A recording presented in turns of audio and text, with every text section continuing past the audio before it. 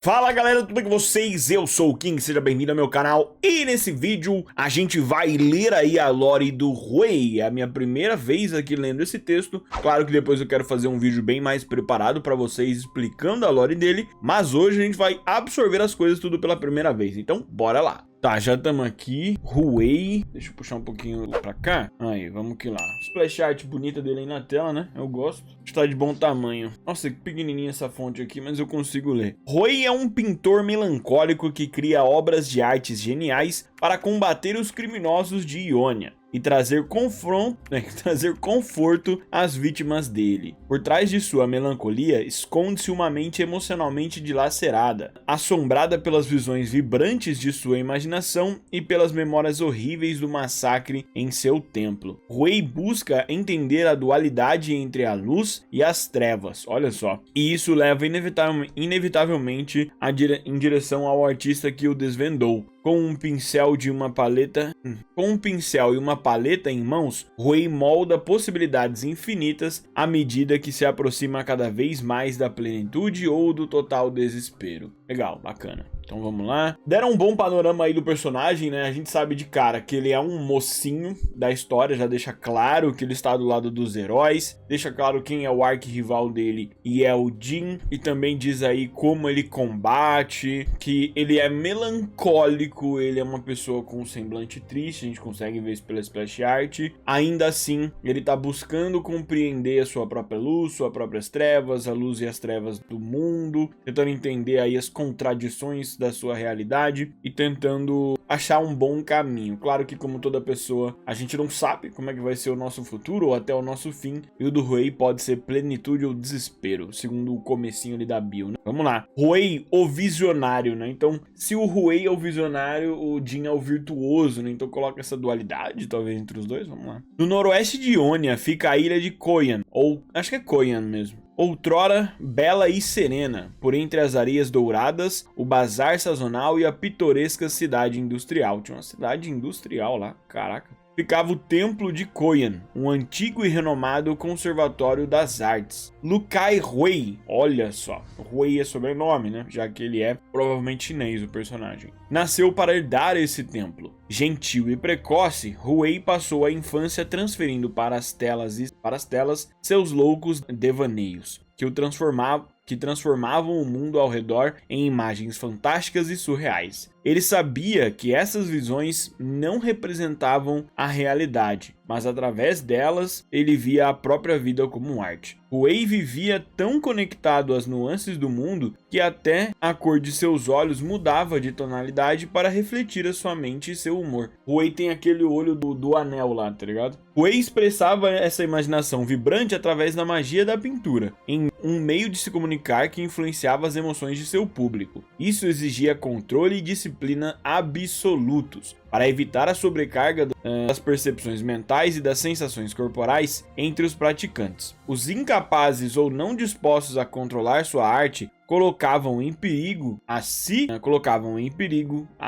e a comunidade, sendo banidos de Koyan. Apesar desses preceitos, o jovem Ruey deixava a imaginação fluir. Em uma demonstração para os mestres do templo, ele recriou o mar de Koyan, mas à medida que a tinta fluía pela tela, seu controle foi diminuindo. As emoções se abateram sobre ele, selvagens e indomáveis como um oceano, e ele se entregou à sua beleza. Sua visão escureceu e a última coisa que ele viu foram os mestres atônitos se afogando. Ruey acordou dias depois, cercado por seus mestres, vivos, mas enfurecidos. Eles não pretendiam banir o herdeiro do templo, mas enfatizaram suas responsabilidades. Ruey ficou horrorizado, mas fascinado com a força de seu poder, queria ver mais. Então, fica nítido aí, né, aquele clássico, com grandes poderes vem grandes responsabilidades, e o personagem estava tendo problemas de controle, porque emoção explode, né, quando ele basicamente está criando. Inclusive, isso aqui é uma coisa que o Ionia falou esses dias, né, sobre o quão forte a Syndra poderia ser caso ela conseguisse dominar as suas emoções para ser uma combatente mais eficiente, né?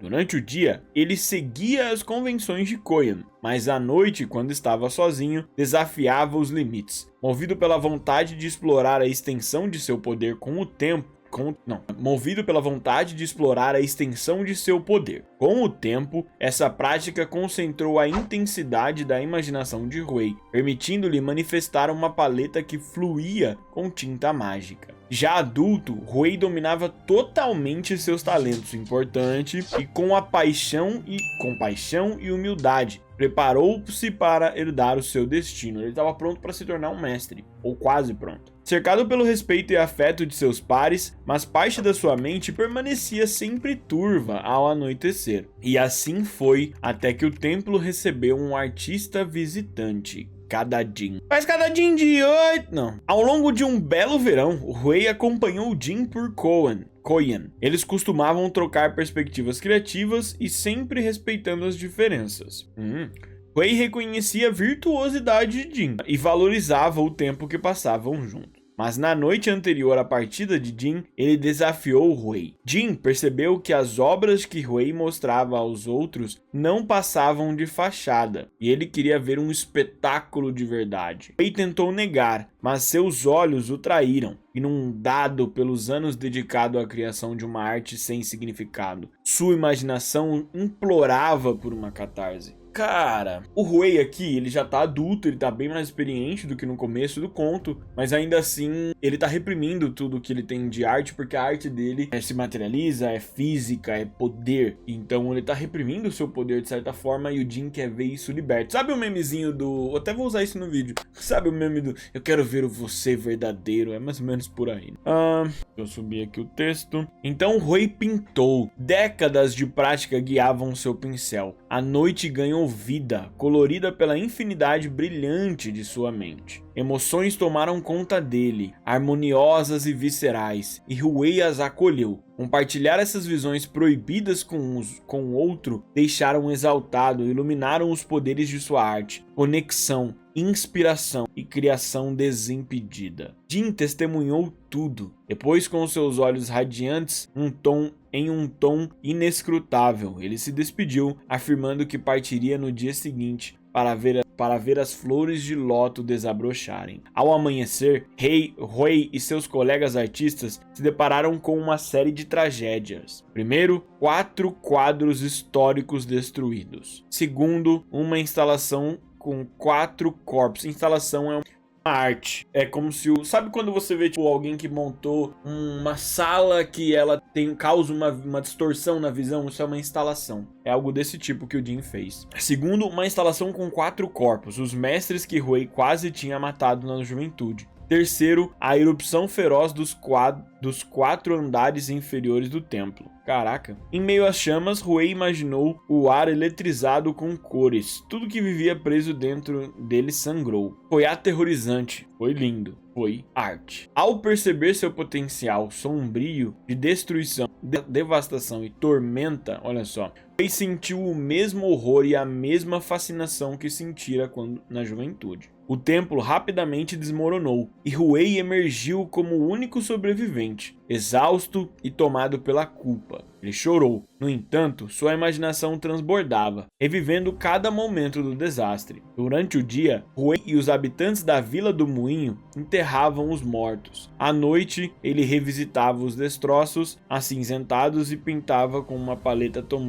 sua paleta, tomando a forma do brasão de Koyan, o mesmo usado sobre seu coração, que fica aqui no peito dele na roupa, né? Em uma dessas noites, Ruei encontrou os vestígios de uma armadilha sob os escombros. Ela tinha pétalas semelhantes à de uma flor de lótus. Percebendo quem tinha causado tamanha destruição, uma avalanche de emoções se abateu sobre Ruei. Medo, sofrimento, traição, incredulidade. Uma pergunta ardia dentro dele. Por quê? Mas ele queria a resposta. Ou seria mais seguro reprimir essa necessidade? Ele podia ficar perto do seu povo, como um herdeiro, e ajudar na reconstrução. Ou, levando quase nada além do seu pincel e sua paleta, Ruei deixou sua ilha e seu povo para trás. Neste meio tempo, ele aprendeu que as respostas que procura surgem quando revela a plena extensão de sua arte aos outros. Ele persegue indivíduos nefastos nos cantos mais sombrios de Ionia.